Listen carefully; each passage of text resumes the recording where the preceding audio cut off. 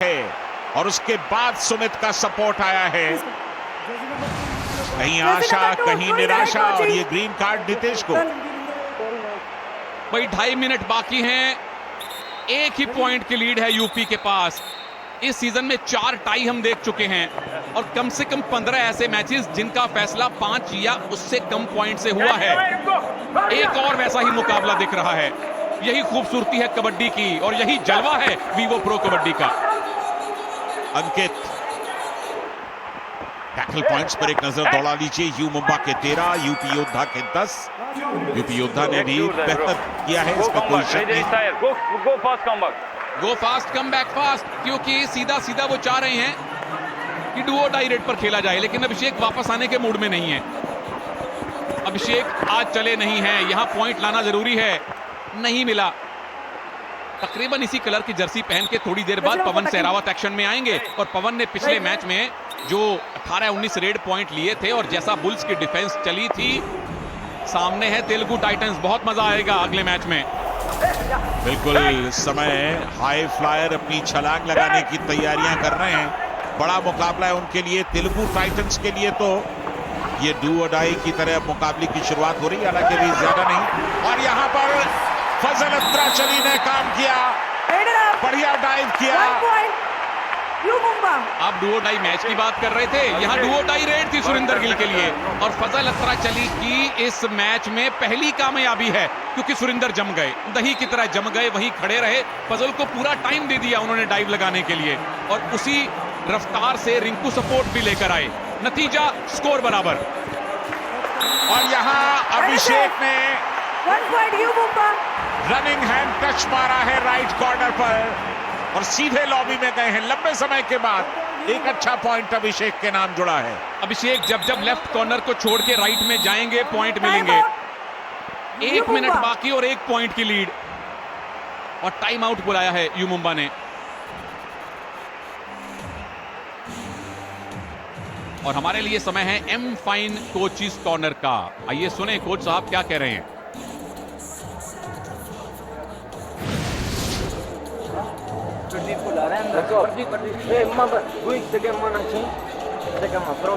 Puzzle. Yes. You catch. Okay. Pradeep standing. Yeah. Close. 6 number now. Yeah. You Okay. close. Okay. Bhai close गेलो. Bhai सुनो. One second. Listen. Okay. You only catch. Okay. Gap. अगर bonus आएगा तो bonus मत दे।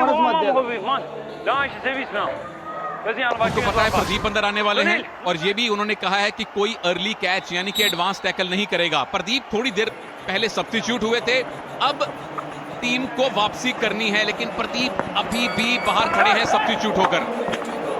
अब वक्त नहीं है उनकी वापसी का, आखिरी मिनट चल रहा है और इस समय अंकित एक बार फिर रेड पर। सुल्तान को उन्होंने बाहर कर दिया और स्कोर बराबर कर लिया।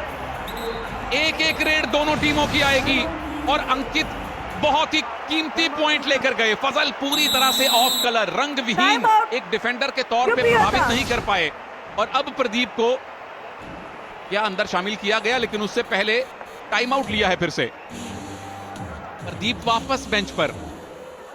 प्रदीप को मौका नहीं दिया गया एक बार सब्स्टिट्यूट करने के बाद। तो कैच बना नहीं, वो रेड की ट्राई करेगा। उनकी 48 सेकंड बची है, एक रेड उनकी आएगी, पूरी रेड करेगा। अगर वो सेफ जाता है वो तो फिर तो तुम भी सेफ आना दो। अगर वो ट्राई करता है थर्ड आ जाएगी अगली उनकी थर्ड आ जाएगी। कैच कर लोगे थर्ड पे, अब नहीं तो बराबर छोड़ दो फिर। अरे फर्स्ट ही है उनके भी, उनकी फर्स्ट रेड है, फर्स्ट है।